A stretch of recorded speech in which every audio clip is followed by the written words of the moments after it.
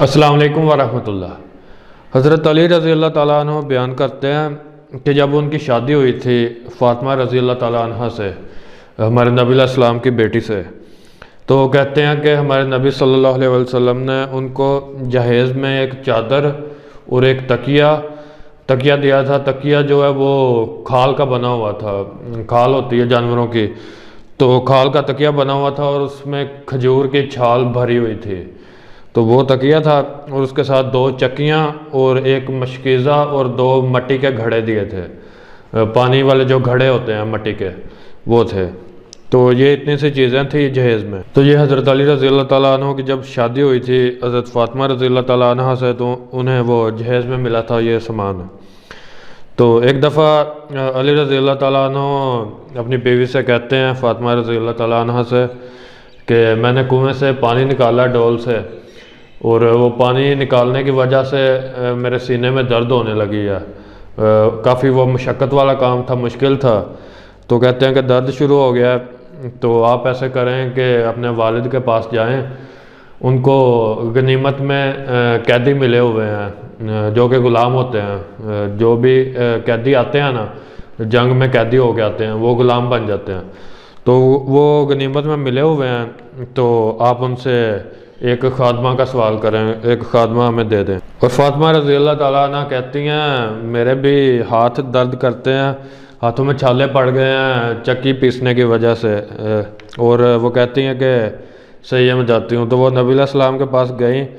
تو نبی علیہ السلام نے پوچھا کہ اب میری بیٹی کیسے آنا ہوا آپ کا، انہوں نے پوچھا،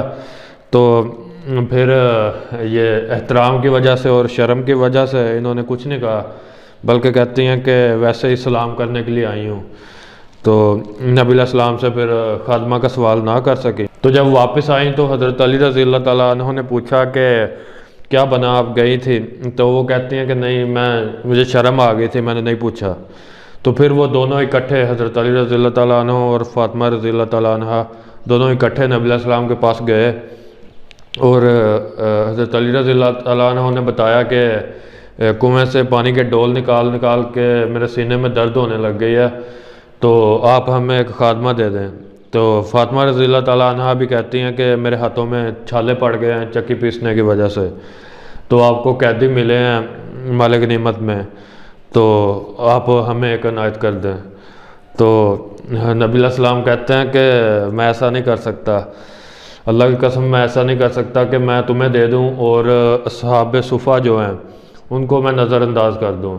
اصحاب صفہ ہوتے تھے کچھ آدمی جو بس دین کا علم سیکھتے تھے، اور وہ کوئی ان کا بیک گراؤنڈ نہیں ہوتا تھا، نہ ان کو کوئی سپورٹ کرنے والے ہوتے تھے، تو ایسے سمجھ لیں جیسے مدرسے میں بچے پڑھتے ہوتے ہیں، تو اس طرح وہ دین سیکھنے کے لیے مسجد نبوی میں ہوتے تھے۔ تو نبی علیہ السلام کہتے ہیں کہ میں قیدیوں کو بیچ کے پھر اصحاب صفہ کے اوپر خرچ کروں گا، اور نبی علیہ السلام نے بتایا تھا وہ بیچارے بھوک سے نڈال ہیں اور میرے پاس ان پہ خرچ کرنے کے لیے کچھ نہیں ہے اصحاب صفہ کے اوپر۔ تو پھر اس کے بعد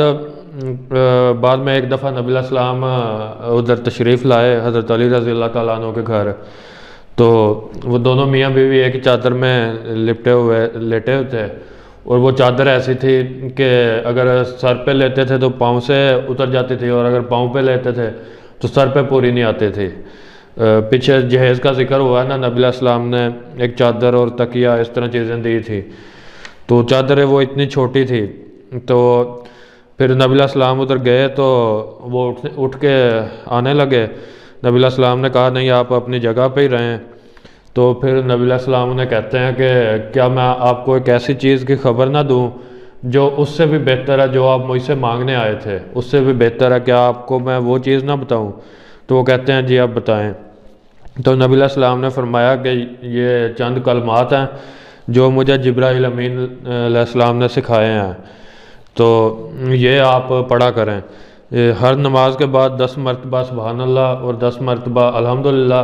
اور 10 مرتبہ اللہ اکبر یہ کہیں، اور جب سونے لگیں بستر پہ لیٹیں تو 33 مرتبہ سبحان اللہ، 33 مرتبہ الحمدللہ، اور 34 مرتبہ اللہ اکبر۔ تو یہ کلمات نبی علیہ السلام نے کہا کہ آپ پڑھا کریں، تو یہ سکھائے کہ اور ساتھ یہ کہا تھا کہ یہ اس سے بھی بہتر ہیں، جو آپ غلام لینے آئے تھے ایک خادمہ، اس سے بہتر ہے آپ یہ پڑھا کریں۔ تو یہ انہیں بتائے تھے۔ تو علی رضی اللہ تعالیٰ عنہ کہتے ہیں کہ